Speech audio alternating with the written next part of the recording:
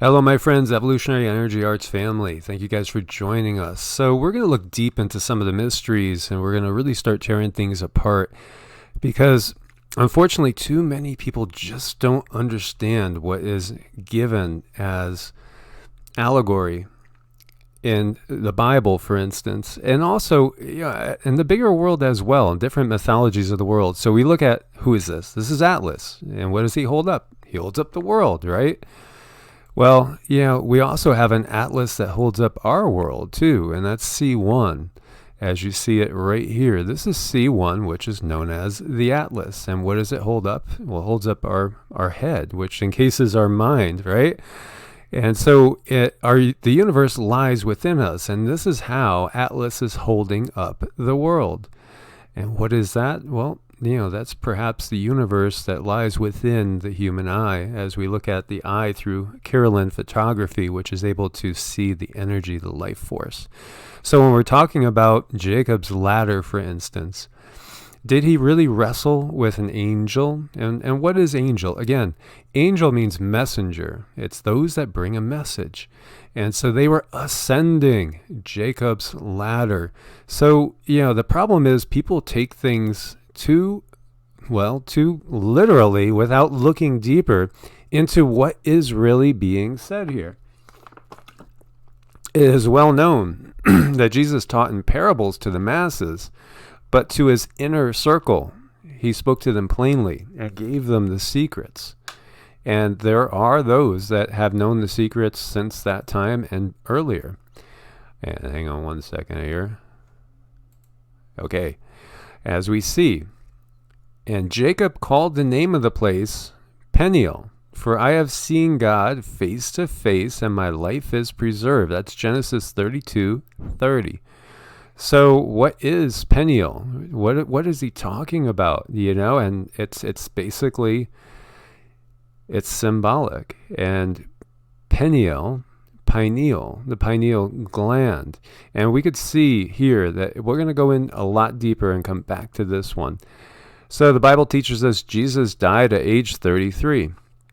It symbolizes the energy rising up through the 33 vertebrae that go up through your spine.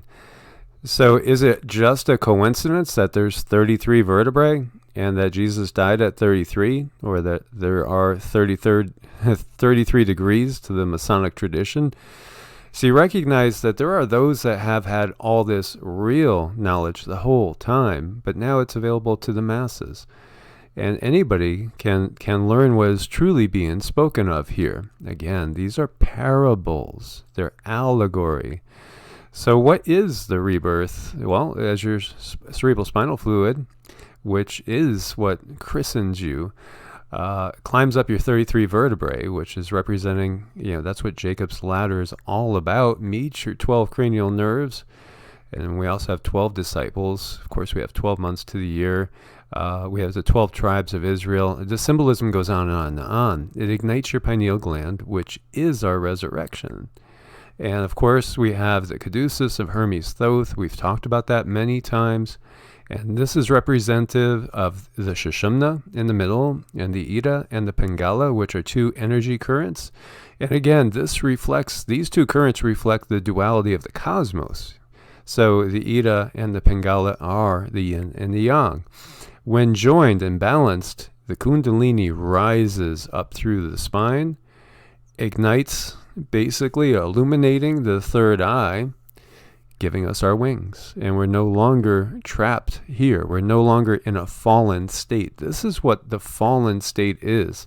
It's not recognizing the divinity that lies within us. It's not recognizing the potential of us. And here we see the Kabbalah, the tree of life, and we see the snake represented on the tree of life. Again, this is all about balance. This is also partly why we have a patriarchal system that denies the matriarchal side of this. It's to induce a state of disharmony, disunity, and unbalance. For when we are balanced and we are in this awakened or christened state, then we are far more than what we have been. And of course, then we can see things clearly, and then no longer is there a minority that has all the secrets. And again, it's all about the Ida and the Pingala. It's about the 7 chakras. 7 main chakras through which the Kundalini flies on up, igniting again the third eye center, giving us our wings. And we have references to Enoch and Elijah becoming archangels, Metatron, Xenophon. Well, through the rising of the Kundalini, we become much more than typical humans. And this is the Occult Anatomy of Man by Manly P. Hall. It's a little PDF for you guys to check out. It gets into this in more detail. And, Cindy was like, you got to talk about this stuff. And it's like, in my mind, it's like, well, this is stuff I studied 35 years ago. And, obviously, though, not everybody has. So, it's just one of those things when we get older and we're like, well, of course people know all this. Well, no, they don't necessarily know all this. But this is the symbolism. And it's not about taking things literal. Again, it's the spirit of Santa Claus that lies within us when we're giving, free-spirited. It doesn't mean that there actually is, a chubby guy in a red suit going around with a beard coming down your chimney. We know better than that, but there's a much bigger representation here that is actually even far more beautiful, because it's talking about our true being, our true essence. There are several interesting articles for you guys to pour through again, and we'll go back into that a little bit more detail. So we have what are called nadis, and again, nadis are energy channels. And if you see the Ida and the Pingala, they intersect at every one of the major chakras. Chakras are real, and you can learn how to breathe through them, which will open them up and send a lot more energy and life force in. And these chakras, when they're fully awakened, it changes our state of consciousness. Completely changes our state of consciousness. And so this is the great purpose here. This is the great work. It's to wake that up. And this is, obviously represented as serpents. And this is also what's talked about in the Bible. So this is the tree of life. We ate of the knowledge of good and evil, but we didn't eat of the tree of life. Well, this is the tree of life. And, this leads to what we call ascension as well. And we've talked about all the symbolism. So when we see the eye of Ra, that is your pineal gland. And just like the universe, just like the galaxy, just like our solar system, our sun, and the earth, all of us have this vortex of energy that is truly our energy body, always drawing it in. The center point of this vortex is going straight up the spine through the chakras. And the chakras, again, are another part of the representation of the tree of life as well. And so we see this. It's in all cultures. We see it in the Vedic system. We see it out of Egypt. And it's in the Bible as well for those that have the eyes to see. And so the mystery of the 7 stars, which thou sawest in my right hand, and the 7 golden candlesticks. The 7 stars are the 7 angels or messengers of the 7 churches, and the 7 candlesticks that thou saw are the 7 churches. So the church being like a physical representation on a 3D plane of the worship of spirit, of the recognition of the God source which lies in all of us. The angels are the messengers connecting us to source, God. Again, we're referencing here the chakra system is what they are talking about. And as we see here clearly, it illuminates which chakra is which. And this is all, again, about Kundalini.